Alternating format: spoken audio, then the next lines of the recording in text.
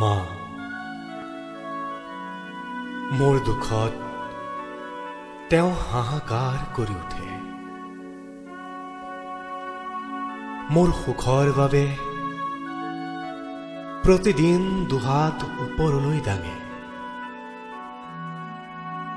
মই উজুটি খালে তেওঁ চকুলনি কৰে।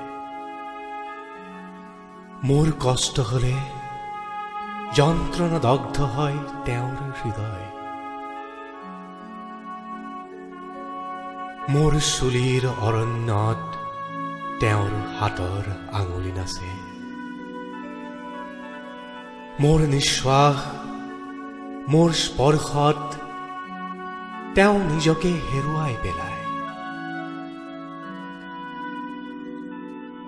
তেওঁ এতিয়াও গুণগুণাই গায়, আমাৰে মইনা শুবয়ে বাৰীতে বগৰী ৰুবয়ে।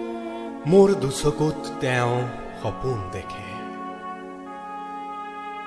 মোক এটা সজীৱ সপোনৰ বাবে, এখন ধুনীয়া পৃথিৱীৰ বাবে প্ৰস্তুত কৰাত ব্যস্ত হৈ পৰে। তেওঁ মোৰ মা। তেওঁ মোক কৈছিল, এয়া জুই নুচুবি, পুৰিব, কষ্ট পাবি। এইফালে আন্ধাৰ, পোহৰৰ দিশে যা। আন্ধাৰে সহজতে আঁকোৱালি ল'ব তোৰ। তেওঁৰ নাছিল কোনো উচ্চ ডিগ্ৰী, ডিপ্ল'মা, কিন্তু তেওঁৱে মোক পঢ়াইছিল জীৱনৰ শ্ৰেষ্ঠতম পাঠ। তেওঁৱে মোক দেখুৱাইছিল পোহৰৰ বাট। তেওঁৰ বাবে মই শুদ্ধ, তেওঁৰ বাবে মই বুদ্ধ, তেওঁৰ বাবে মই আৰু মই। মোক বেয়া বুলি ক'লে ঈশ্বৰো সাৰি যাব নোৱাৰে। মোৰ বাবে তেওঁ হৈছিল সন্ন্যাসিনী। মোৰ বাবে পাৰ কৰিছিল বহু উজাগৰি লঘুণীয়া ৰাতি, কিয়নো মই আছিলো তেওঁৰ সাহস আৰু ভৱিষ্যত।